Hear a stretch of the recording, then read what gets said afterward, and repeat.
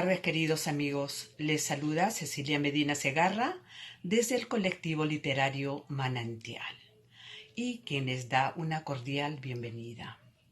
En esta ocasión nos va a ser muy grato ofrecerles una velada literaria de la quinta edición de Pasos Lejanos, Poesía Viva, y en la que las integrantes de este colectivo homenajearemos de forma especial a esos bates peruanos que dejaron una huella profunda dentro de lo que es la poesía, la escritura, la literatura, la gestión cultural, tanto dentro como fuera del país.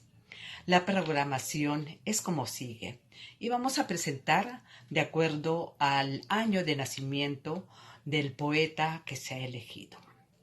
Como primer lugar tenemos a Maruska Montes de Oca, que nos hablará de la poeta Amaryllis, nacida en el año 1594. A continuación tenemos a María Cristina Ego Aguirre, quien hará mención al poeta Enrique López Albújar en el año 1872. Por su parte, Ana Sand nos hablará del poeta Percy Gibson Moller, quien nació en el año 1885. Quien les habla hará lo propio del poeta y escritor Manuel Beltró Vera, nacido en el año 1893. Julia del Prado hará referencia al poeta Luis Valle Goicoechea, nacido en el año 1911. Celia Luz Flores Flores se referirá al poeta decimista Germán Zúñigo Bazán, nacido en el año 1929. María Luz Medina ha escogido a la poeta Cecilia Bustamante Moscoso, quien nació en el año 1932. Por su parte, Catherine Rengifo nos hablará de la poeta Rosa del Carpio, quien nació en el año 1933. Mirta Mansilla hará lo propio con el poeta Daniel Antonio Corcuera Osores, nacido en el año 1935. María Antonieta Tejada nos estará hablando de la vida y obra del poeta Antonio Cisneros, nacido en el año 1942. Y para terminar este espacio hará su intervención Cecilia Vázquez, quien nos hablará de la poeta María Emilia Cornejo, nacida en el año de 1949. Tendremos una invitada muy especial, quien nos deleitará con su dulzura y su arte. Nos estamos refiriendo a Blanca Galdós. Sin más que decir, los dejamos y los invitamos a disfrutar de este gran espacio y evento literario. Muchas gracias. Buenas noches.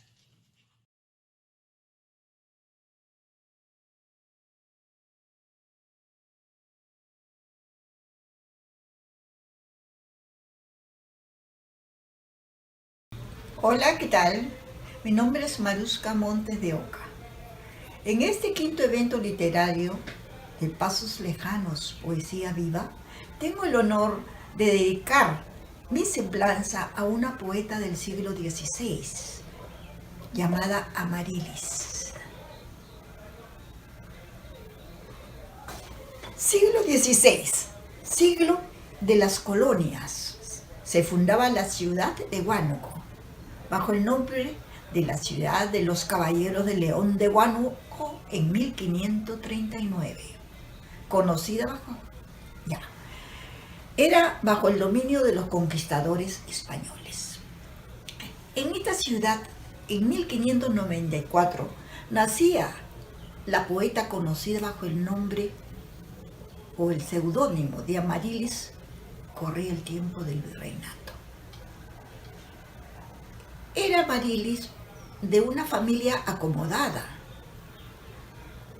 Sus padres viajaron a Lima y fallecieron al poco tiempo, dejando a Amaryllis y a su hermanita muy pequeñas a las dos. Fueron criadas por una tía que les dio una vasta educación. En el transcurso del tiempo, Amaryllis tenía pasión por el teatro, al cual asistía con su hermana Isabel. Y fue en esos actos que comenzó a sentir una gran admiración por el dramaturgo español Lope de Vega, ya que sus obras románticas se presentaban en el Teatro del Virreinato de Lima. Amarilis fue una persona rodeada de un gran misterio. Muchos personajes no sabían su identidad verdadera. Se hacían muchas conjeturas sobre si era dama o varón. Mayormente en esos tiempos del virreinato se solía emplear seudónimos, sobre todo los criollos. Viviendo ya en Lima y bajo la influencia amorosa a Lope de Vega, es que comienza su gran y única obra poética, Epístola a Abelardo, seudónimo con el cual dedica a Lope de Vega esta epístola, escrita en el año 1617. Es la declaración de la gran admiración y amor que ella sentía por Lope de Vega bajo el nombre o el seudónimo de Abelardo.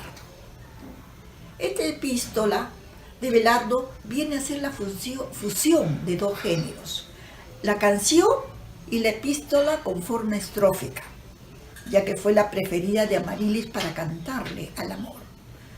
La epístola a Abelardo tiene una expresión literaria completamente liberal. Amarilis elimina el estilo barroco completo de esta epístola. Esta epístola fue escrita entre el año 1615 y 1617. Este poema o epístola tiene 335 versos divididos en estrofas de 18 versos cada uno, salvo una, la última, que tenía solamente 11 versos. Esta obra fue enviada por Amarilis a Lope de Vega en el año 1621 y tuvo una respuesta llamada Canto a Amarilis, que venía hecha por Lope de Vega, ¿no? Pero muy por debajo del valor que tenía la epístola a Abelardo. Al casarse su hermana Isabel, Amarilis entra al monasterio agustiniano, donde escribió su obra. Amarilis nunca llegó a ver su obra, que fue presentada por Lope de Vega en la obra Filomena. Amarilis murió en el año 1622, poco antes de que llegue la obra de Filomena de Lope de Vega. Amarilis fue una de las más conocidas de la literatura en el siglo XVI del virreinato. Esta semblanza de la poeta Amarilis, que tuvo tanta controversia o conjetura sobre si era varón o dama, se descubrió que en el año 1992 el historiador Guillermo Lohan Villena, después de muchos estudios documentados, determinó que el seudónimo de la poeta Amarilis pertenecía a la guanuqueña María Rojas y Garay, nacida en 1594 y fallecida en 1622. Los padres de esta guanuqueña llamada María Rojas y Garay, seudónimo a Amarilis, fueron Diego de Rojas y Pinelo y su madre Beatriz de Garay y Salcedo, ambos criollos guanuqueños, que contrajeron matrimonio acá en Lima, donde la madre tenía su residencia fija. A fines de 1593, el matrimonio se traslada a Huánuco. Esta señora guanuqueña María Rojas y Garay era pupila del seglar del Beaterio de las Agustinas. También cuando era niña recibió una estricta y amplia formación renacentista. Se enclaustró en 1617 para contraer matrimonio luego con el criollo cusqueño Gómez de Ramírez y Quiñones, con quien tuvo un hijo llamado Luis Osorio de Quiñones, de quien se perdió completamente el rastro. Ella fallece en 1622 y su esposo en 1623. Con este informe quedó claro la identidad de Amarilis. Le leeré un pequeño verso de una de las estrofas de la epístola a Abelardo. El sustentarse amor sin esperanza es fineza tan rara que quisiera saber si en algún pecho se ha hallado que las veces la desconfianza amortigua la llama que pudiera obligar con amar lo deseado.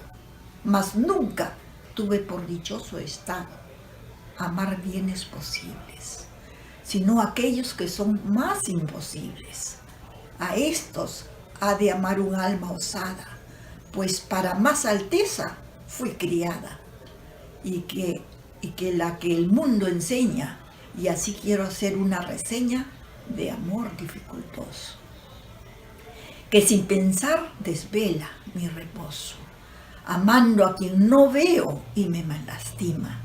Ved qué extraños contrarios, venidos de otros mundos y de otros climas, a fin de donde el sur me esconde, oí velardos tus conceptos bellos, tu dulzura y estilo milagroso.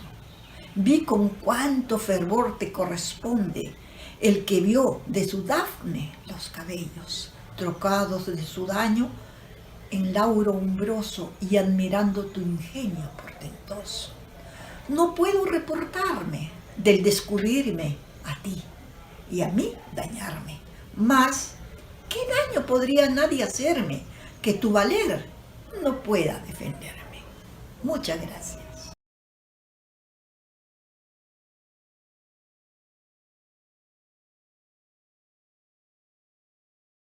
Enrique López Albújar, 1872-1966. Su poética. Quizás la notable y exitosa narrativa de López Albújar eclipsó su creación poética. La publicación dispersa y la lectura fragmentada de sus poemas, unidos al escaso análisis crítico, restaría la apreciación y el valor de sus versos en el contexto poético nacional. Hoy convocamos a la poesía de don Enrique para conocer algunos de sus logros y escuchar lo que su alma de poeta comunica y sus palabras expresa con belleza y carencia. Descubrirlo, sentirlo y revalorarlo.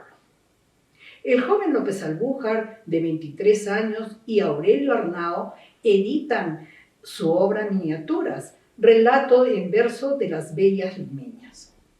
En los siguientes 25 años, sus poemas son de corte social, político y de actualidad. Aparecen en periódicos y revistas y también en defensa de la generación del 900 de la que él es parte.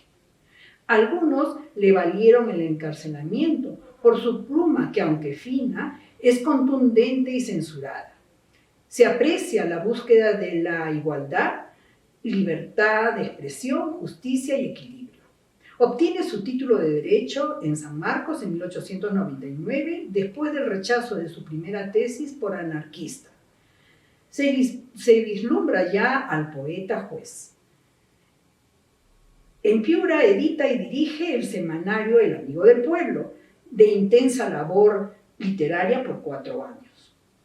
Nacido en Chiclayo, pero a los 50 años, vemos que el poeta muestra sus raíces piuranas. Solía decir ser piurano y nacido en Chiclayo.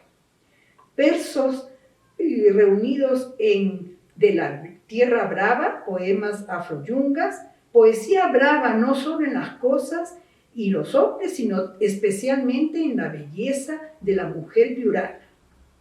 En su giro poético rescata la idiosincrasia, creencias y costumbres expresadas con fuerza, dinamismo, algarabía y en el hablar piurano. Es celebrada por la crítica.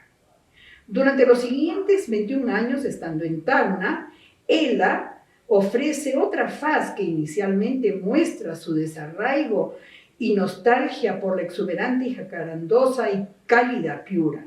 Más la emoción patriótica tacneña va ganando espacio hasta que logra nombrarla como la bien amada en un verso singular, quedando cautivada por ella. Como resultado, su poema muy conocido y difundido, La Bandera, y el libro Lámpara Votiva. Su vena poética y su sangre de juez y magistrado se aunan maravillosamente. Sus últimos 20 años, el abuelo Enrique se establece en Lima. Su pluma y su pensamiento sigue produciendo bellos poemas hasta 1961. Quedan inéditos los extraviados poemarios Rojo y Azul y Trompetería Sonética. Ahora les leeré algunos de sus poemas. Alma desnuda. Esta es de Lámpara Votiva. Vivir solo tiene a veces su encanto. Es mirarse por fuera y por dentro, con el alma limpiamente desnuda, arma y dueña de sus propios deseos, sin que nadie nos ausculte a toda hora los latidos de nuestros pensamientos, ni se afane por curar las heridas que nos hacen con las garras el tiempo. Es sentirse como preso de un karma impasible, socarrón y maléfico, que unos días nos embriaga de dicha y otros días nos satura de tedio. Pero triste o alegre, hay siempre algo que nos llena de orgullo secreto. El orgullo de bastarse por sí mismo y callar toda pena en silencio. Vivir solo no es triste cuando hay ansias de horizontes excelsos, corazones que en el nuestro confían, pensamientos enlazados al nuestro y palabras que por ondas nos traen los mensajes de amor y de éxito. Los que viven solitario no olvidan, tienen fija la mirada en el tiempo, porque saben lo que pesa un instante y en la mente lo que pesa un recuerdo. Es por eso que a la hora suprema, en este cáliz de nostalgia que abrevo, al ver mi alma impaciente desnuda, ama y dueña de mis propios deseos, qué fruición me estremece al mirarla y qué orgullo de ser hombre el que siento. Se diría que unas alas me brotan de los hombros y que un Dios me da un beso. Por eso es que a esta hora en que vivo, separado de los que más quiero, si unos días de alegría me embriago y otros días me saturo de tedio. En silencio de mi karma me río, y me río porque sé lo que puedo, porque nada me subyuga ni impone, porque yo hago y espero. 1931. Muchas gracias, Maricris Seguador.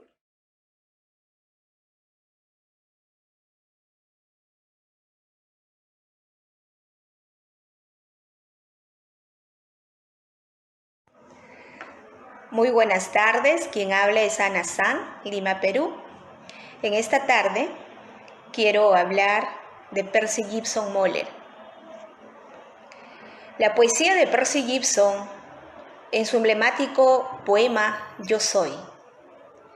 Percy Gibson Moller es uno de los más importantes poetas que ha dado la tierra del Misti.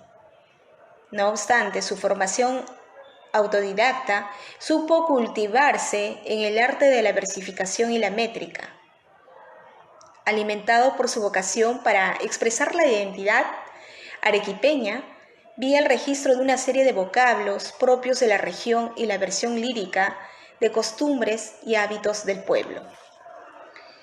En su desarrollo literario, Percy Gibson pudo alternar con notables figuras de la literatura peruana como Abraham Valdelomar, Manuel González Prada y José Carlos Mariátegui.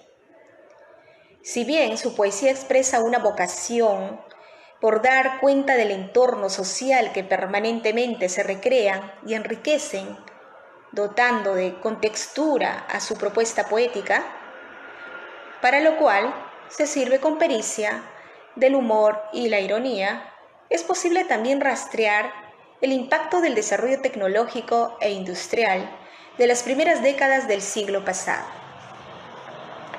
Su voz se hace potente, caudalosa, torrencial, en dos de sus textos emblemáticos, Evangelio Democrático y Yo Soy. Extensos poemas medidos y osados, diversos en su contenido temático, pero complementarios finalmente en la perspectiva integral de Percy Gibson como creador. Si en el primero Al curso social toma un rol protagónico, que se advierte ya desde su título. En el segundo, es el ser existencial, el motivo que la poesía reelabora y recrea en una suerte de examen de la conciencia individual, del yo poético, social y humano, sobre el tiempo que le ha tocado vivir. En Yo Soy, como un ojo supremo colocado sobre o por encima de las circunstancias, el poeta recorre, incisivo, muchas veces mordaz, prácticamente todos los estadios de la existencia humana, con no pocas apelaciones al devenir histórico, social y cultural de la humanidad, frente al cual se coloca como censor y árbitro, como notario y juez, para finalmente sancionar hacia dónde se dirige el pensamiento y el ser humano organizado en quintetos de extensos versos rimados, no ceñidos con rigurosidad a la métrica formal. Percy Gibson va dando cuenta del examen que hace de la conciencia humana desde la experiencia de la introspección. Yo soy el cerebro múltiple del porvenir, mi arcilla. Vibra sutil de imágenes imperceptibles hoy. Mi espíritu revela futura maravilla. Mi aliento arroja al surco la mágica semilla de todos los valores y la cosecha os doy. En suma, un poeta a cuya producción hace falta volver nuestros ojos y nuestro interés para percibir no solo su valor intrínseco como portadora de las verdades más hondas y sublimes de la vida, sino también para entender mejor su influencia en el proceso de la poesía peruana, que ocupó la atención de uno de los mayores estudiosos de la lírica del país, como fue don Augusto Tamayo Vargas, quien publicó su trabajo La poesía de Percy Gibson Moller en 1978. Percy Gibson Moller perteneció también al grupo poético Aquelarre, que durante las décadas de los años 20 y 30 puso hitos de vanguardia en la poesía regional y en el sur del Perú. Como repito, nuestro Percy Gibson, nuestro recordado Percy Gibson, muere en 1960 a la edad de 75 años, en Alemania, tierra de sus ancestros alemanes. Este poeta es olvidado y dejado a la suerte infernal cuando su familia peruana lo negaba, lo despreciaba. A propósito, aunque haya tenido ciertos personajes sobrevalorizados en su seno familiar que fueron nada solidarios con él, su soledad era completa, agresiva. Hoy es reconocido en su obra imperecedera, tan dignamente investigada ad honorem durante más 3 décadas por el infatigable también doctor César Toro Montalvo, un maestro y un eminente investigador académico de la historia y literatura del Perú, quien tuvo un gran colaborador que le impulsó a hacer realidad esta obra poética de Percy Gibson, su colaborador, el alemán Reinhard Seifer. Me despido, hasta pronto.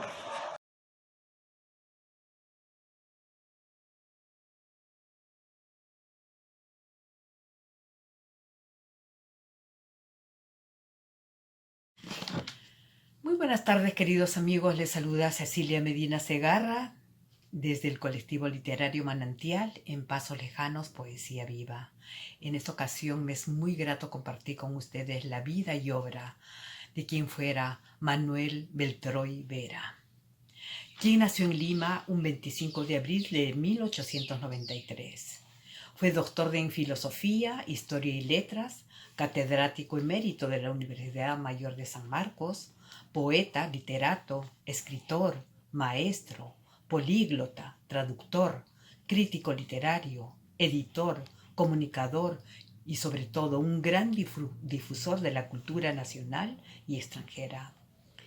Entre 1911 y 1916 cursó y concluyó estudios universitarios en las facultades de Letras, Jurisprudencia, Ciencias Políticas y Económicas en la Universidad de San Marcos, y donde posteriormente dictó cátedras de literatura castellana, literatura peruana precolombina, literatura sudamericana, literatura medieval, cuya materia y programa fue creada por él, literatura moderna, historia de arte y teatro. Fue secretario y cofundador de la revista Mercurio Peruano, donde publicó sus primeras poesías y artículos. Su gran empeño por la difusión cultural lo lleva a fundar la editorial Euforión, donde editó obras muy reconocidas de prestigiosos escritores, como también la traducción a célebres obras literarias. Inició la divulgación de las obras de escritores peruanos para ponerlos al alcance del pueblo mediante sus cuadernillos de literatura peruana y más tarde los de antología peruana. Se casó con una joven barranquina llamada Juana Patrón, a quien le dedicó su gran obra Romería de Amor, y quien lamentablemente falleciera un 25 de abril, mismo día del cumpleaños de Beltroy. Uno de los poemas de esta obra canta en este trágico episodio y momento. Con un epígrafe del romance de Tristán e Isolda, donde dice: «Bella amiga, así ocurre con nos, ni vos sin mí, ni yo sin vos». Poema Despedida. Hemos tocado el término de nuestra romería de amor. Llegó la barca al ancón de la muerte. Empieza la gran noche. Acabó nuestro día. El tiempo fue. Comienza la eternidad inerte.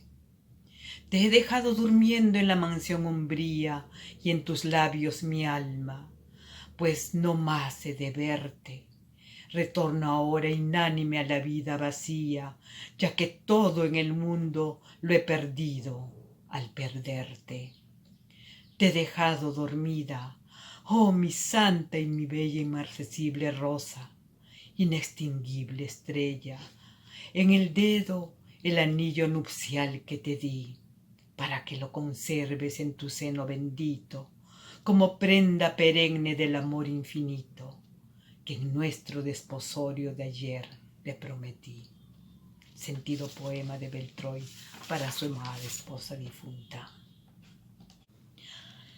A continuación voy a leer un fragmento de versos de su poema Vieja Campana de San Marco, a quien consideraba su querida alma mater.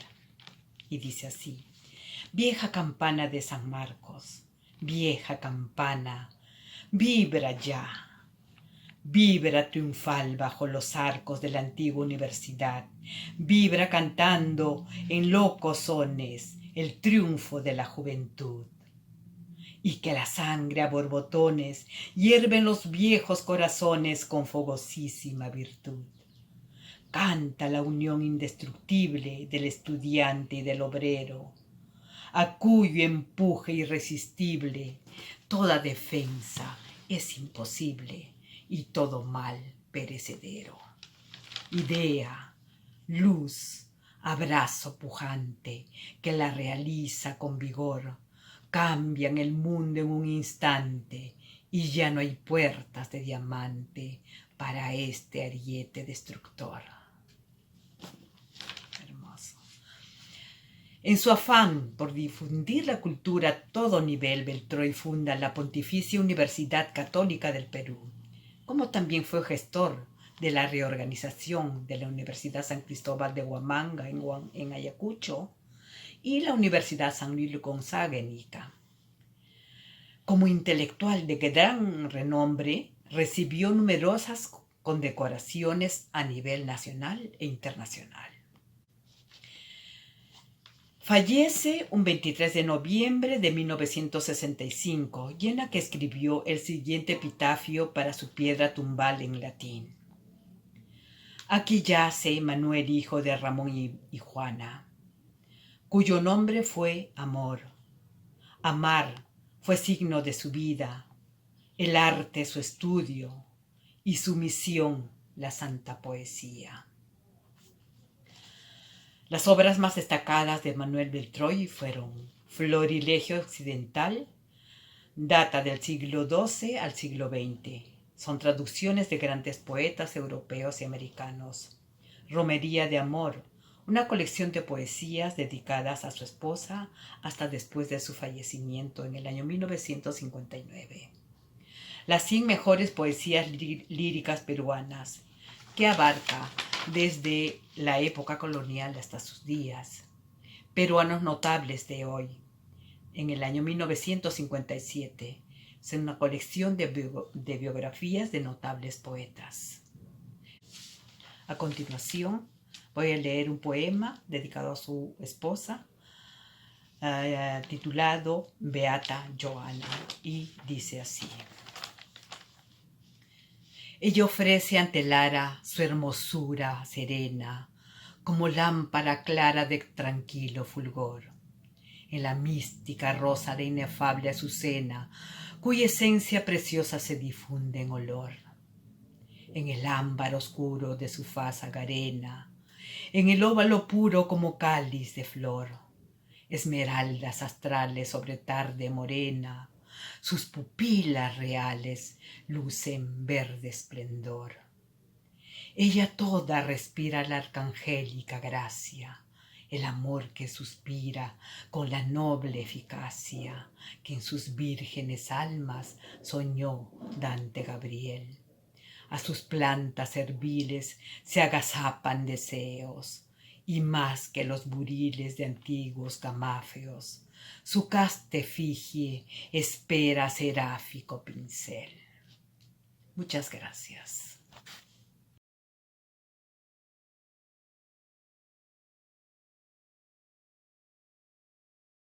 Desde el colectivo Manantial para Pasos Lejanos, Estación Quinta, en esa oportunidad les ofrezco la semblanza de nuestro poeta Luis Valle Goicoechea, 1911-1953. Ternura, sencillez, lirismo, soledad y muerte. Poeta y periodista de mirada propia, limpia, inocente y sencilla. Desde su primer libro, Las canciones de Rinonono y Papagaí, hasta su última entrega. Nació en La Soledad, Patás, Departamento de la Libertad, el 2 de noviembre de 1911, año aproximado. En las canciones de Rinonono y Papagaí tiene tal candor que envuelve poco a poco a sus amigos primero y luego a sus lectores. En ese momento primaba la literatura vanguardista. Él no pertenece a este tipo de literatura. Nos muestra historias en verso, coloquiales, ligadas totalmente a su infancia apacible de aldea, con nombres que surgen sin artificios. Rinono, el pajarito, Papagaí, su tío abuelo, alrededor de ellos la rara, el tío Gil, la viejecita recadera. Editado por primera vez en 1932 por su amigo animador de vocaciones literarias, Enrique Bustamante y Baliviano, en Lima. 27. Cantaban Rinonono y Papagaí. Rinonono en su árbol. Papagaí tarareaba mientras se vestía a levantarse o cuando espumaba jabón para afeitarse.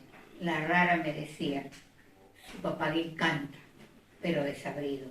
En cambio, cuando cantaba Rinonono nos hacía parar la oreja a todos. Rinonono canta lindo, decían la rara y mis hermanos. Rinono canta lindo, decía yo también.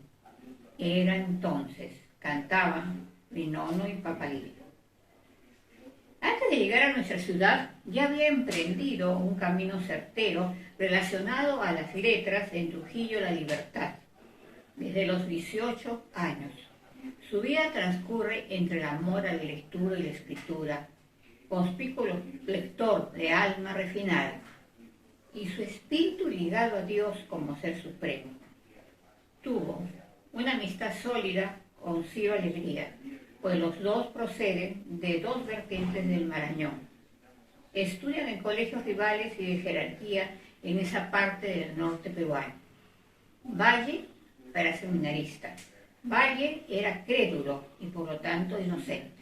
Ciro era pícaro. Lo que los une fue su complicidad, más su nobleza y gustos artísticos. Lo despide un día en Moche para su partida a la capital. Frágil como era, supo hacerse de otros amigos, como José María Eguren, en Barranco. Forma parte del grupo de Eguren llamado el Círculo del Duende. Bohemio, desde su estadía en Trujillo y en la capital, se incorpora a la misma. Era la bohemia un natural respiro y seducción para los intelectuales de aquellos años. La solidaridad entre ellos brota con la mayor naturalidad.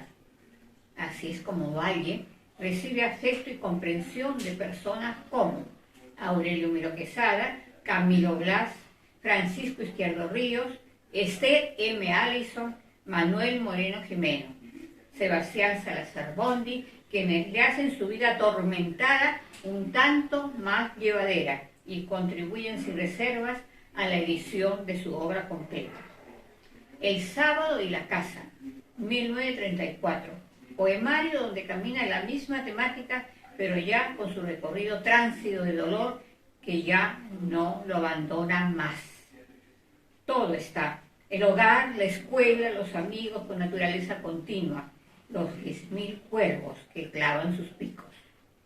El sitial merecido dentro de nuestra literatura lo alcanza con esta obra. El sábado significa el tiempo y la casa el espacio, afirma Sebastián Salazar Bondi. La casa firme como un sábado infinito. 28. Tu ausencia es blanca. La encontramos a veces como un gatito plácido en el umbral huido. Tu ausencia es blanca. Eres la torcaz buena que se muere del quietismo en la jaula familiar. Tiene otros poemarios como La Parva, estampas cubiertas de perfume de campo, Miss Lucy King y su poema Canto a la mujer soñada, a la mujer anhelada. Compás en la tierra, cantar de la campiña de Moche en 1939, su ternura y calidez con la naturaleza, con el agua, el río, la lluvia, la neblina, vibran apoteósicamente. Abre la dulzura, lo fugaz en un ser inocente y libre. Sin decir una palabra, pasitos irá la niebla, y en las casas y caminos, en las huertas y en cada árbol dejará muchas gotitas de pena. Todas las obras de Valle Goicoechea forman un solo fresco con su drama y paisajes propios. La elegía marca su paso en canto jubilar. Deja sus escritos periodísticos y poéticos en la prensa, el comercio, la industria de Trujillo, el Deber de Arequipa y la revista Variedades. Fue un notable corrector de estilo. En 1943, al encuentro de su religiosidad, viste los hábitos franciscanos en el convento de la Recoleta en el Cusco. Pasa un tiempo en Arequipa en 1946. Nos deja Jacobina 7 folios, ensayo de drama lírico dedicado a los últimos días de San Francisco. Abandona los hábitos en el sur y regresa a Lima. En 1949 recibe el Premio Nacional de Poesía por su Marianita Coronel, versos para niños, dedicado a la memoria de su hijo, del hijo de Manuel Moreno Jimeno. Es la araña pequeñita, otra cosa, niño mío, con su tela y su trabajo en su pobre rinconcito. Su tristeza a bordo termina con él, desación espiritual que no lo deja. Parece una paradoja el haber nacido en la soledad porque ésta lo destruye. Su escasa alimentación y la constante bebida alcohólica lo llevan al caos y la miseria. Nos deja el 13 de agosto de 1953 en Barrios Altos. Sus restos fueron velados en la ANEA, Asociación Nacional de Escritores y Artistas. La muerte desbordó de su propia cuenta. La muerte llegó de la noche y vuelve a la noche y sigue girando por la vida. Va de luz a la sombra y de la sombra a la luz. Biografía de la muerte en su libro Parda. Para finalizar esta semblanza leemos Pueblo. Los sauces tristes bordeando las acequias. En el mundo no se sabe que existe esa linda aldea. No se conocen los nombres de estas cosas y estos hombres. Si un día llegara al mundo un eco de sus endechas, solo un eco, si escucharan cómo trinan sus vihuelas los sauces tristes bordeando las acequias, del poemario La paz en la tierra. Con este cuadro poético está pintada su poesía nativa. Al mes de octubre del 2021, Julia del Prado Morales, escritora limeña, les dice muchas gracias.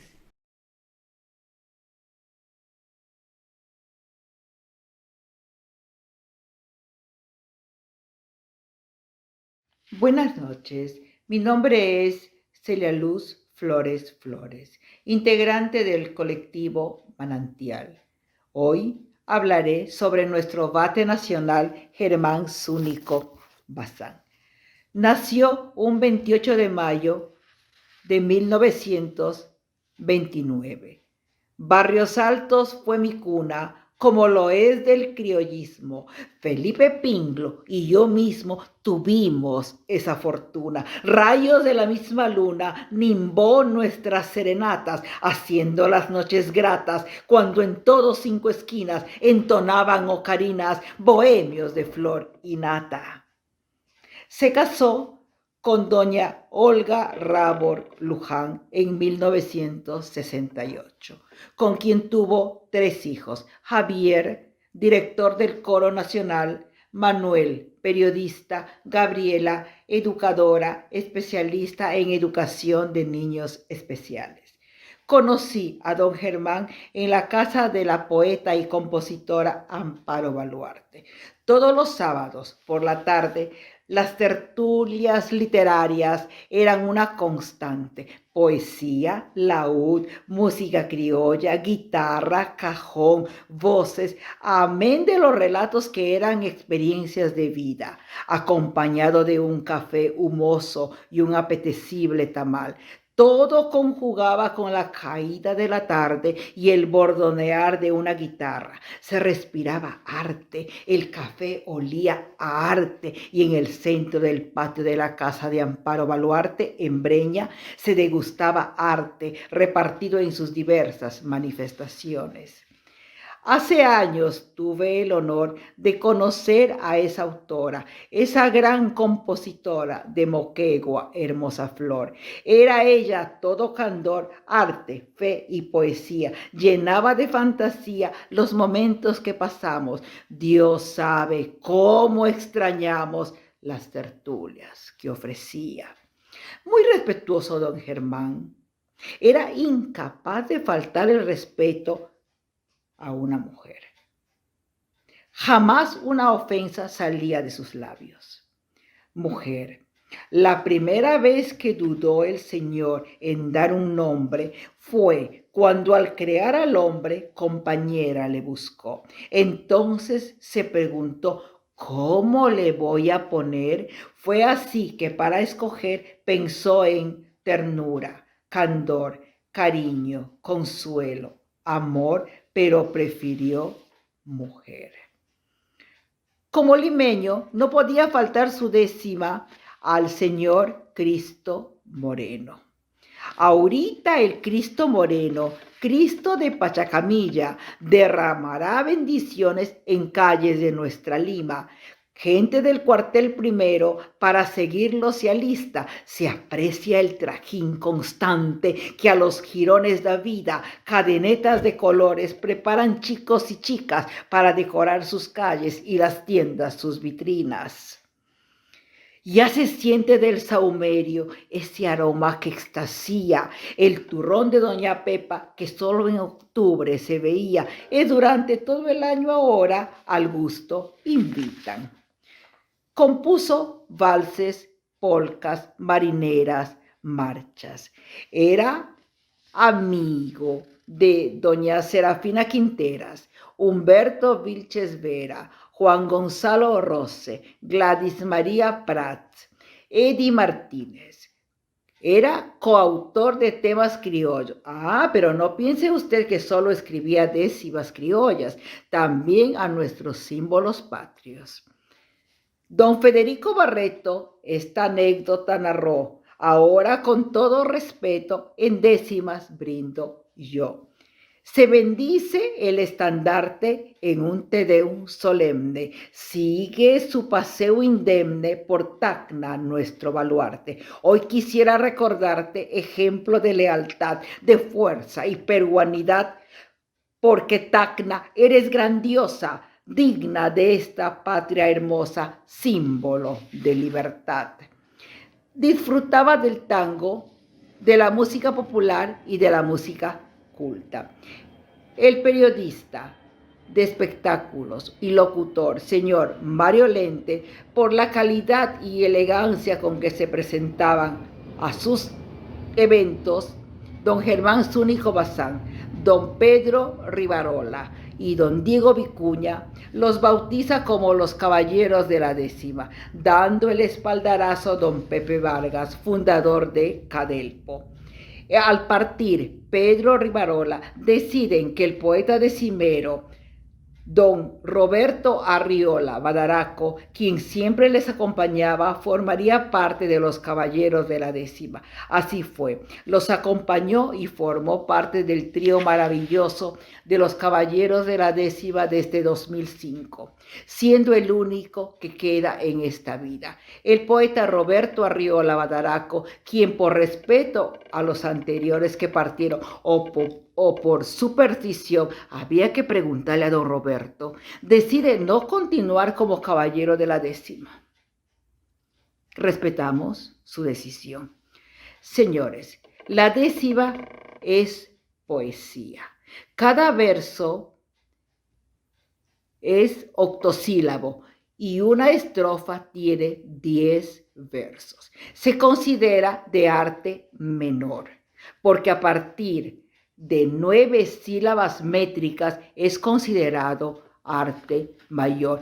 Pero no ponemos en duda de ninguna manera que la décima es poesía y habla de temas diversos. Quiero terminar esta disertación con la última estrofa de la presentación que solía hacer don Germán Zúñiga Bazán, no sin antes recalcar que fue premiado por varias instituciones. En el año 2013, el Ministerio de Cultura lo distinguió como personalidad meritoria de la cultura. Vivo hoy de mi cesantía y comparte mi pobreza, mi gordita, una belleza que es mi amor, mi idolatría. Como ven, las caras mías plateando mis 100 están, por lo que calcularán mis tantos almanaques. Soy el viejo, aún sin achaques, Germán Zúñiga Bazán, diciembre de 1974. Un 23 de agosto de 2015 partió don Germán Zúñiga Bazán. Colectivo Manantial lo recuerda con cariño y agradece a todos los decimistas y les envía nuestro cordial saludo. Señores, leí una estrofa de las décimas escritas por nuestro bate nacional, ingeniero civil, don Germán Zúñiga Bazán. Muchísimas gracias. Buenas noches.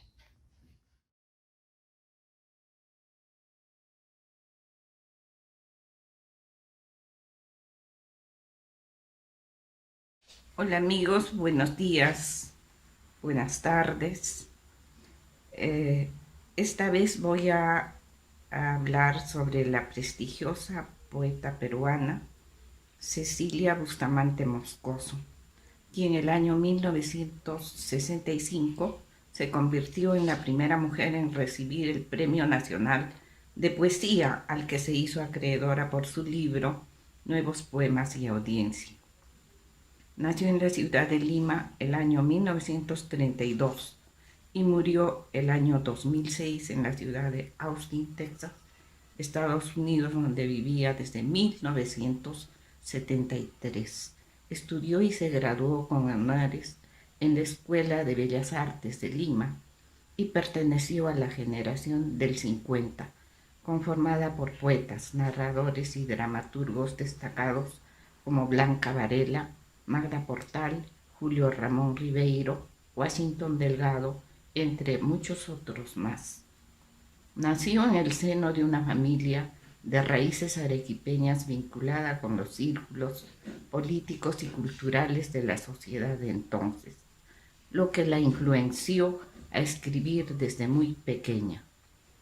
Contaba que por rama materna descendía de Flora Tristán y por rama paterna de Alfonso Ugarte. También fue sobrina política de José María Arguedas, cuya primera esposa Celia era hermana de su padre. Sin embargo, hasta la creación del astronauta, uno de sus poemas más famosos no tuvo el espacio que se merecía, ya que con ese poema consiguió formar parte del archivo de la era espacial del Smithsonian Institute, un prestigioso museo en la ciudad de Washington.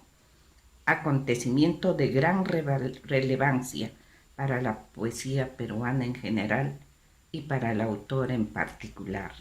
Su obra fue traducida a varios idiomas y recorrió muchos países. A lo largo de su vida desempeñó diversas actividades en el ámbito cultural del país como docente, periodista, editora, ensayista sobre políticas sociales. Fundó el Centro Peruano de Escritoras junto con Magda Portal, y a su trabajo intelectual se sumó su labor como activista de derechos humanos, organizaciones comunales, desarrollo sostenible y derechos de la mujer en América Latina. En Estados Unidos fue miembro de honor de la Sociedad Nacional Hispánica. Dejó el Perú en 1969, pero antes de fijar su residencia en Austin, vivió en España, México y Bélgica. Y en todo lugar donde estuvo, buscó estar siempre en el quehacer intelectual, cimentando amistades y promocionando la cultura peruana. Cabe mencionar que hasta pocas semanas antes de su muerte se mantuvo al frente de su revista internacional de artes y letras llamada Extramares. En general, su obra fue muy vasta. Edición número 14 de la revista Martín de Artes y Letras, dedicado a rendir homenaje a Cecilia Bustamante. En un largo artículo, el crítico Ricardo González Vigil reproduce lo que la poeta dice cuando en una entrevista le solicitan su opinión acerca de lo que significó para ella el haber sido ganadora del Premio Nacional de Poesía el año 1965. Haber obtenido el Premio Nacional de Poesía en 1965 fue algo terrible, decepcionante, ya que me persiguió por el resto de mi vida en el sentido de que no querían ni recordarlo. Y esto por un extraño rocambor que contribuyó a la omisión que se hizo de mi nombre en la poesía peruana a partir de entonces. Los colegas estuvieron descontentos y me lo hacían ver con su desdén y burla. No tuve ni un agasajo, nada. Una foto que alguien tomó cuando el doctor San Martín me entregó mi diploma quedó en la mesa y mi marido le puso un vaso mojado encima y lo dañó. Con los adelantos de ahora quiero ver si una computer wizard lo arregla algo. Los mayores en la familia sí lo apreciaron discretamente. Mis compañeros de trabajo también. En resumen, los literatos trataron de opacar mi distinción y gratuitamente me organizaron una rivalidad con Blanca Varela, a quien mis tías habían lanzado en su peña Pancho Fierro. Ni ella ni Cislo nunca fueron mezquinos en su trato conmigo, y esta maniobra de algunos no me gustó y me hizo mucho daño. Yo no sé con quiénes competí. Queda a los investigadores averiguarlo. Empatamos con Reinaldo Naranjo, lo que consoló a los machistas. Pero también hubieron quienes le tributaron el reconocimiento que se merecía, como el poeta Carlos Germán Belli, quien dijo: Cecilia Bustamante es una Eva del siglo XX que contra viento y marea se yergue firmemente contra los consabidos avatares humanos y que abrazará con fervor las corrientes feministas. Pero, claro está, es muchísimo más que todo ello. El arte literario lo ha cultivado a lo largo de su vida, convirtiéndola en una sobresaliente escritora peruana. Otro pensamiento: morir en exilio, eso es morirse, decía el joven exiliado Juan Gonzalo Rosé, resumiendo su propia experiencia y adivinando la de otros. Sí, pues Cecilia Bustamante murió exiliada. Pero no por el exilio tradicional, el político, no, sino por el exilio que significa buscar nuevas perspectivas que nuestro país le había negado, por buscar otros cielos en donde tener la oportunidad de desarrollar su arte sin perder la dignidad. Hay que volver a las altas hojas de Cecilia Bustamante para continuar con la brega en las batallas por una vida digna para todos nosotros. Los poemas de Cecilia Bustamante son extensos. El perfume de los campos de mi tierra. Poema 1. El perfume de los campos de mi patria dista, pero no se pierde. Los cielos me cubren, poseen las estrellas de mis padres y los ríos que llegan de las altas lagunas. Acarician la simiente que colma las retamas florecidas. Esos hombres que saludan son los hombres de mi patria, acallados y lejanos junto al río, anidando en la noche hasta que brote el día.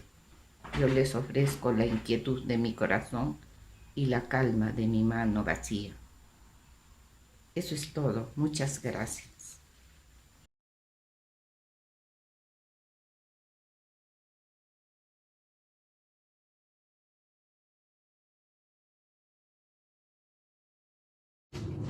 Hola queridos amigos de la literatura y de las artes. Les saluda Catherine Rengifo, miembro del colectivo literario Manantial. Para Pasos Lejanos, Poesía Viva, les traigo el homenaje a esta gran mujer, admirada y muy querida por muchos amigos, Rosa del Carpio. Nuestra querida poeta nació en Lima en el año de 1933. Perteneció a la generación del 60, también miembro del grupo intelectual 1 de Mayo. Tempranamente su familia se mudó a la ciudad de Arequipa, donde recibió toda su educación primaria, secundaria y también universitaria.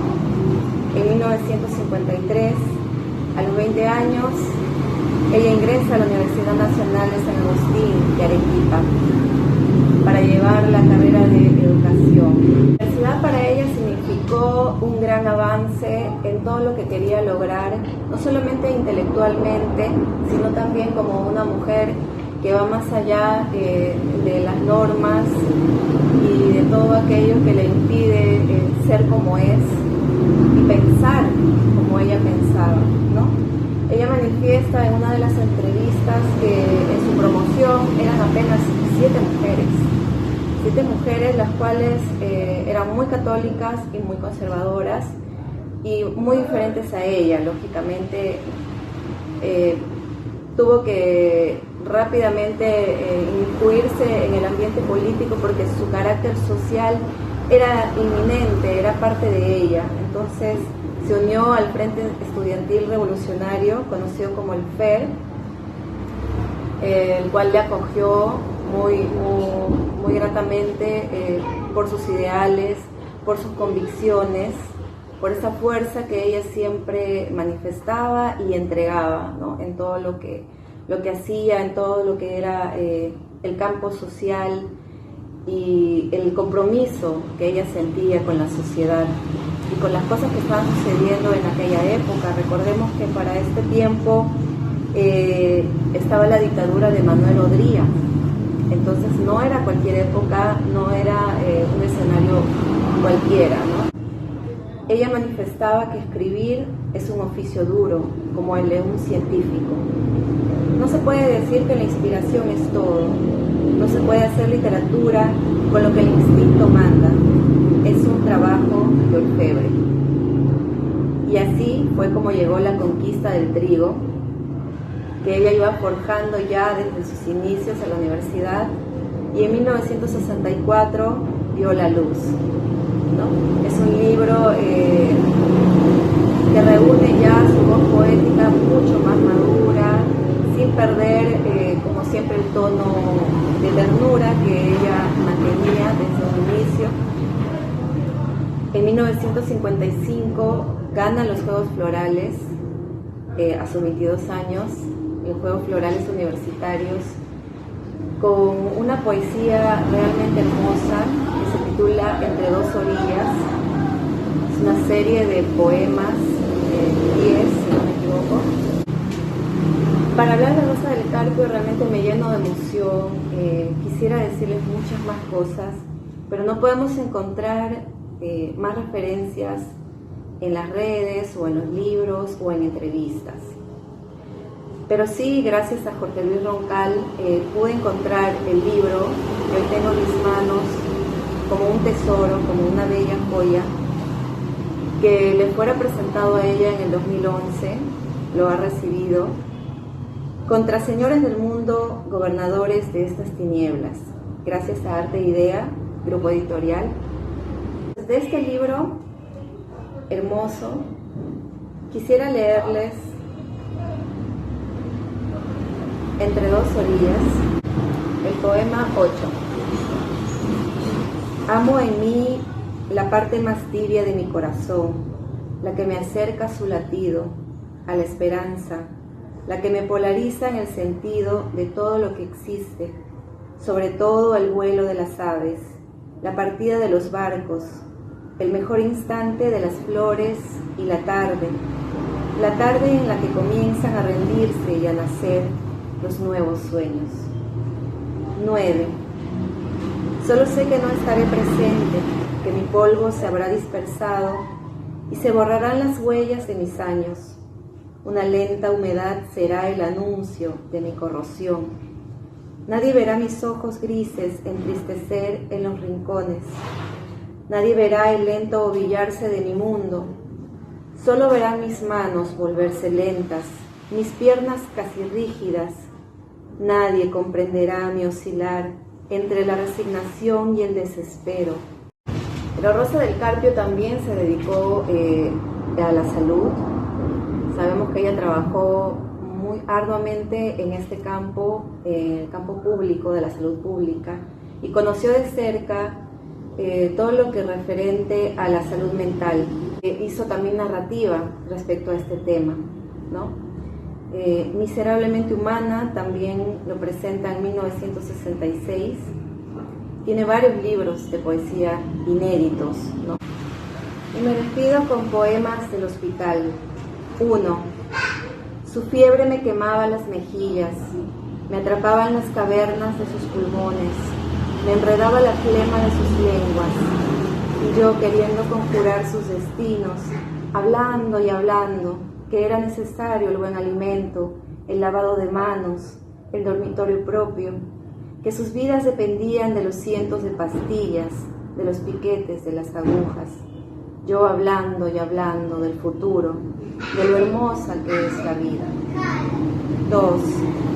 Sus manos no eran frescas como las de los bebés de las revistas.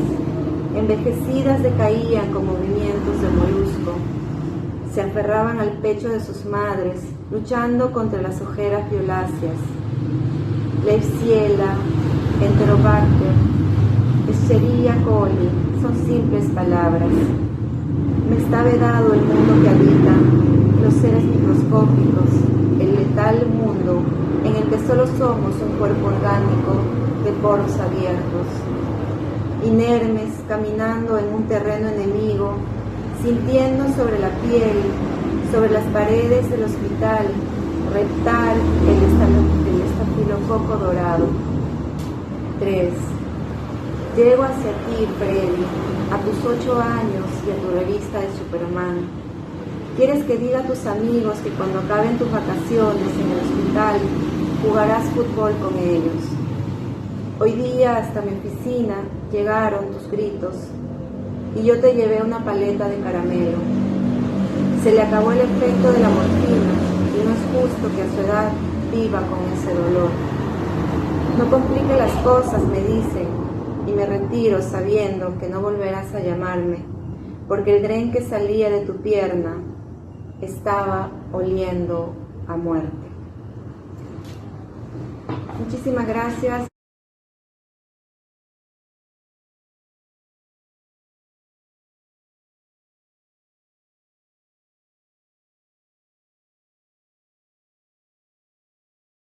Daniel Arturo Corcuera Osores, trujillano, nace el 30 de septiembre de 1935 y fallece el 21 de agosto del 2017. El mago de la palabra fue un hombre sencillo, afectuoso y cariñoso. Disfrutaba de su vida apacible y tranquila en su casa de Chaclacayo, al lado de su querida Rosy. Aquella casa blanca de puerta azul que daba siempre la bienvenida a los amigos, rodeado de una naturaleza casi mágica, de sus libros, sus espacios llenos de recuerdos, sus jardines y su silencio, de sus pensamientos donde se escondía para escribir. Fiel creyente de un Dios que creó un mundo maravilloso que lo nutría. Es muy difícil escribir el poema, no sale de la manga, dijo en una entrevista. La idea está en tu mente, pero la palabra, la estás buscando. No sabes cuál es. Se gana la reputación del mago de la palabra por lo lúdico de sus textos. Arturo Corcuera fue uno de los más grandes exponentes de la poesía peruana, considerado como uno de los principales representantes de la generación de los 60. Desde muy niño descubre el amor por la literatura, tuvo gran influencia en el disfrutar de la naturaleza. Cajamarca y Huaraz son escenarios claves para crear. A los 18 años publicó Cantoral. Estudió sus primeros años escolares en el Colegio Seminario San Carlos y San Marcelo de Trujillo, donde conoció a Víctor Raúl Haya de la Torre en una visita que hizo a su colegio como exalumno. En 1963 finaliza sus estudios de literatura de la Facultad de Letras de la Universidad Nacional Mayor de San Marcos en Lima. Luego realiza su perfeccionamiento en literatura en la Universidad de Madrid del 64 al 66. De su poema Noé delirante se han realizado 11 ediciones 4 de ellas con ilustraciones de la artista plástica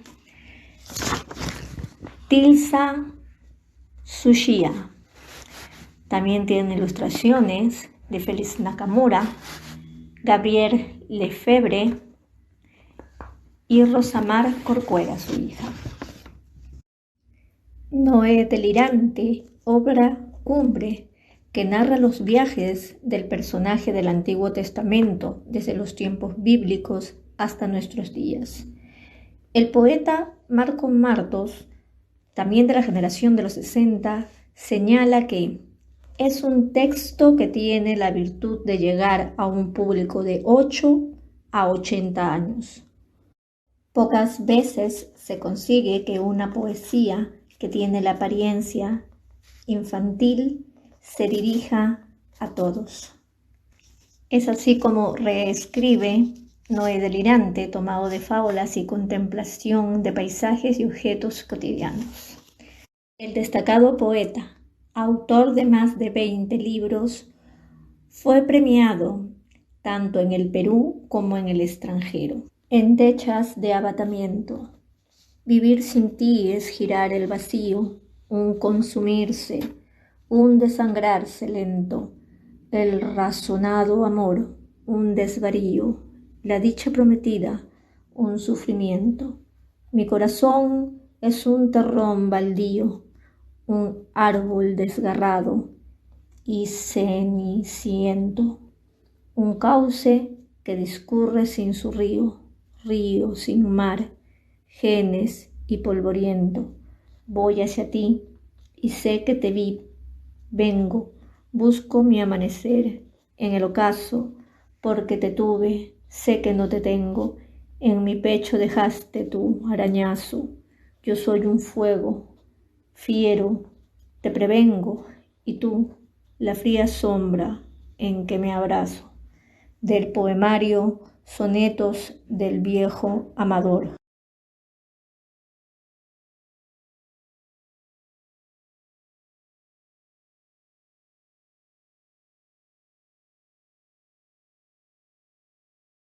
Manantial y para pasos lejanos, poesía viva. Los saludo, soy María Antonieta Tejada, de Arequipa, Perú. Quiero traerles a nuestro gran poeta Antonio Cisneros en este día. Él decía: soy muchas personas que lo único que tienen en común es el DNI. Antonio Cisneros fue uno de los más grandes escritores peruanos, nacido en 1942 y fallecido el 2012 a la edad de 69 años. Formó parte de la generación literaria del 60, que produjo muy importantes escritores con los que compartió y destacó, siendo el más reconocido de esta generación. Estudió en la Universidad Nacional Mayor de San Marcos y en la Católica de Perú. Obtuvo el doctorado en letras. En su relativa corta vida recibió muy importantes premios por su amplia y significativa obra. Fue galardonado con el Premio Nacional de Poesía, el Premio Gabriela Mistral, el Iberoamericano de Letras José Donoso, el Iberoamericano de Poesía Pablo Neruda, el Premio de Poesía Casa de las Américas y fue nombrado Caballero de la Orden de las Artes y Letras de Francia. Escribió 24 libros de poesía y 6 de prosa, que fueron traducidos a más de 17 idiomas. En una entrevista que se le hiciera 7 meses antes de su fallecimiento, que se tituló Antonio Cisneros, el poeta de las muchas vidas, menciona que trabajó como periodista, guionista de cine, traductor y catedrático universitario en el Perú y en el extranjero. Trabajó para el Ministerio de Relaciones Exteriores del Perú con el cargo de director del Centro Cultural Inca Garcilaso. Dice el entrevistador que Antonio Cisneros se mantuvo vigente y reinventándose conforme el paso del tiempo. A esas alturas, él se consideraba poeta por sobre todo, pues dice que aunque escribe buena prosa, también la poesía lo atrapa porque en ella el objeto y el sujeto son el propio autor. Esto me hace pensar en lo que muchas veces se dice: no soy yo el que habla, es el yo poético. Él dice: si tú lees poemas humanos, no vas a decir es un señor que escribe sobre un señor que sufre. En la poesía de Cisneros destaca una cierta ironía con la que muchas veces provoca sonrisas o humor en temas que generalmente son tomados con seriedad, lo que lo acerca también más a su lector. Por ejemplo, en el canto ceremonial contra un oso hormiguero, en el primer poema de Karl Marx, dice: vino lo de la Plaza Vendôme y eso de Lenin y el montón de revueltas, y entonces las damas temieron algo más que una mano en las nalgas, y los caballeros pudieron sospechar que la locomotora a vapor ya no era más el rostro de la felicidad universal. Así fue, y estoy en deuda contigo, viejo aguafiestas. Antonio Cisneros realmente fue el poeta de muchas vidas, de muchas estancias, de muchas realidades. Muchos de sus libros responden a su vida en cada una de las ciudades donde radicó o en los países donde estuvo, como Inglaterra, Alemania, Francia, Hungría, y reconocía la importancia de esas realidades cada vez nuevas, una cotidianidad nueva en cada sitio, como decía, hacerte otra vida, otra realidad. Es importante decir a estas alturas que Antonio Cisneros padeció durante muchos años de diabetes, enfermedad que se encargó de sacarlo de este mundo a regañadientes a la edad de 69 años, como dijéramos al principio de esta pequeña reseña. Pero donde es más fácil dimensionarlo es en su poesía. Para ello he seleccionado unas cuantas donde los invito a conocerlo detrás de su palabra y sus poemas. El poema Requiem, número 4 del libro Las inmensas preguntas celestes. Sea este cordero a la norteña alegre y abundante como los bares el viernes por la noche. Siempre esté con nosotros, es decir, en nuestro corazón, pero también en nuestro calmo vientre. Compasivo y sabroso sepa ser, en el lecho de muerte, donde cesan la gula y la memoria. Sea el cordero símbolo y consuelo, años de. Sea eterno el cordero con sus papas doradas partidas en mitad. Mas no se tenga por cosa de comer o digerir. Sea solo un farol, una bengala en medio de los fondos submarinos, algo en la mano para esta travesía tan oscura y feroz como un mandril.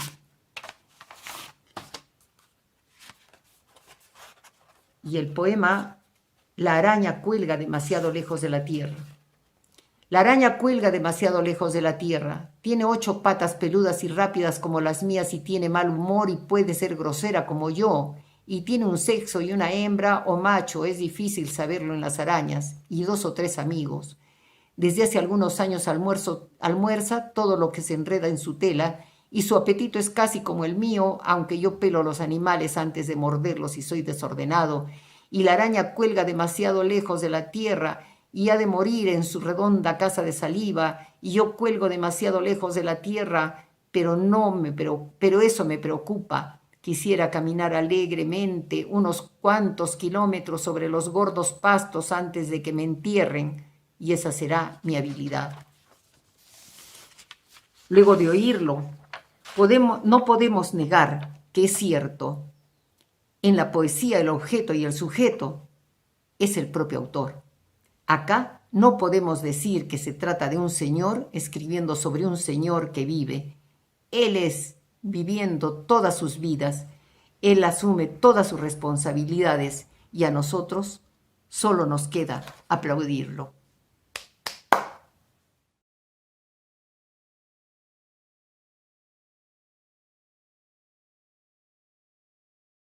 Buenas tardes con todos y cada uno de ustedes.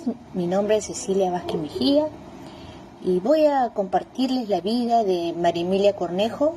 Es un ícono del feminismo en la literatura peruana. María Emilia Cornejo fue una poeta joven, estudiante de la Universidad Mayor de San Marcos. Es la precursora del feminismo. Sus poemas muestran una sexualidad femenina que se vive entre moteles y parques oscuros, con placer o remordimiento. Toma las convenciones patriarcales desde una posición a veces sumisa, a veces subversiva. María Emilia Cornejo muere en 1972, apenas a los 23 años de edad. Su suicidio fue debido a que llevaba una larga depresión por un distanciamiento amoroso y un aborto que no pudo sobreponer. En sus poemas abunda el sexo, pero también la entrega y las ilusiones de una joven enamorada. Fue poeta de la generación del 70. Había publicado 3 poemas en la revista Eros, los cuales fueron editados un año después de su muerte por Isaac Rupay, del movimiento Hora Cero.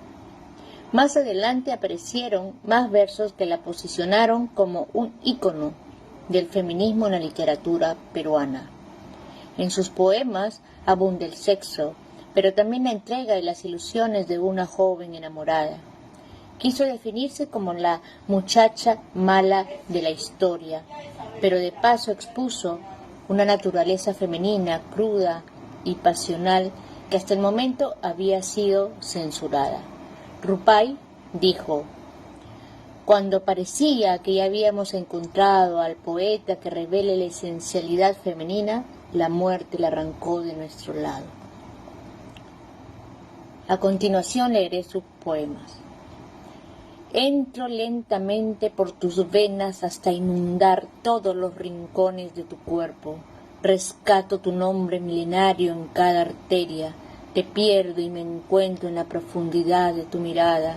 Sin compañía alguno, invado tus pulmones y vivo, y me recreo con el aire que respiras. Avanzo por debajo de tu piel y organizo con exactitud el metabolismo de tus penas, y tu cuerpo se convierte en la zona sagrada de mi vida. Sin embargo, hoy es mañana y mañana será nunca. Soy la muchacha mala de la historia. Soy la muchacha mala de la historia, la que fornicó con 3 hombres y le sacó cuernos a su marido. Soy la mujer que lo engañó cotidianamente por un miserable plato de lentejas, la que le quitó lentamente su ropaje de bondad hasta convertirlo en una piedra negra y estéril. Soy la mujer que lo castró con infinitos gestos de ternura y gemidos falsos en la cama. Soy la muchacha mala de la historia. Como tú lo estableciste. Sola, descubro que mi vida transcurrió perfectamente como tú lo estableciste. Ahora, cuando la sensación de algo inacabado y ajeno invade de escrúpulos mis buenas intenciones, solo ahora, cuando me siento en la mitad de todos mis caminos, atada a frases hechas, a cosas que se hacen por haberlas aprendido, como se aprende una lección de historia, puedo pensar que de nada sirvieron los consejos ni las interminables conversaciones con tu madre y esas largas horas de mi vida perdidas en aprendizajes extraños sobre pesas y medidas, colores y sabores, y en el vano intento de ir tras el sol, tras el vuelo de los pájaros.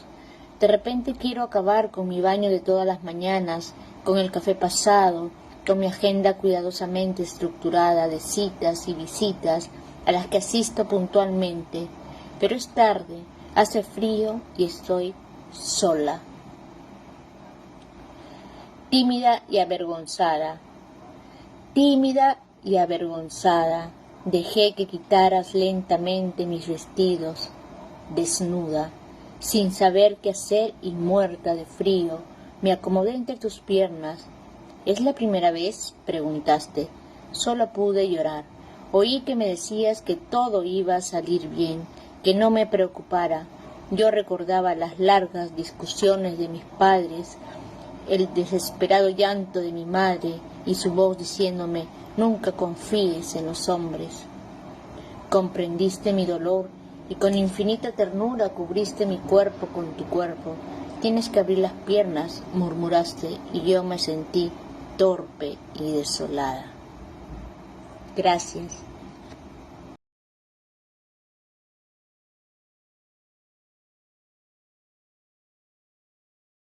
Alicia Maguiña, excelente compositora, excelente artista peruana, que investigó profundamente raíces, ritmos, géneros del Perú.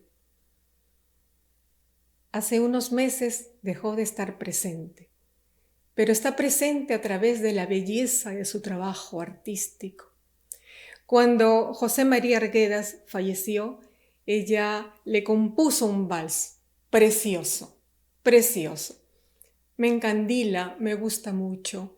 Y en el vals habló de aquella gente que cuando era huérfano y estaba solo prácticamente a merced de su madrastra, tenía gente que le hacía cariño. Y en este vals dice eso: vivirás eternamente, José María.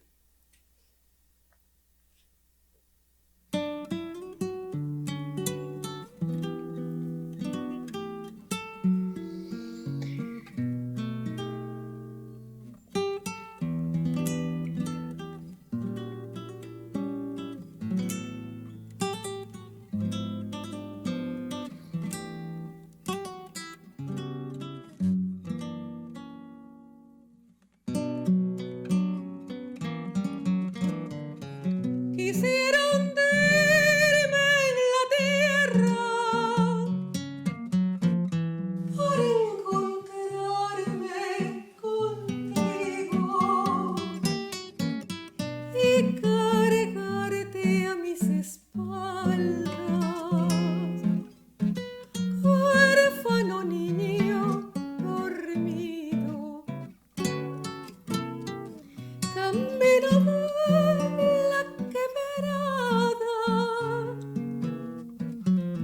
perfumarán las retamas, arrullarán las torcasas.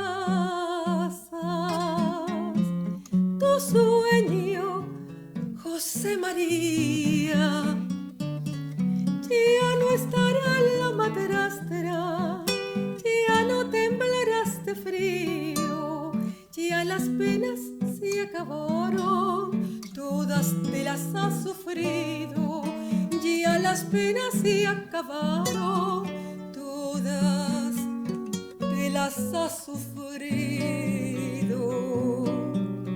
A mi madre india, doña Caitanama, que con su amor me abrigó y secó mis lágrimas cuando era un niño huérfano.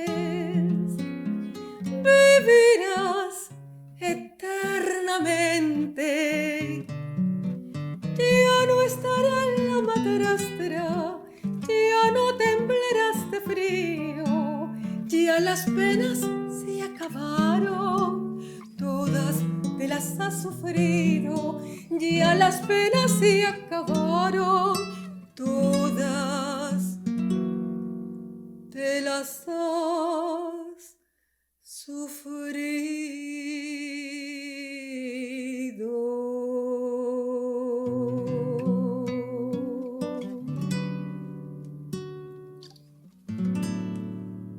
Gracias, José María.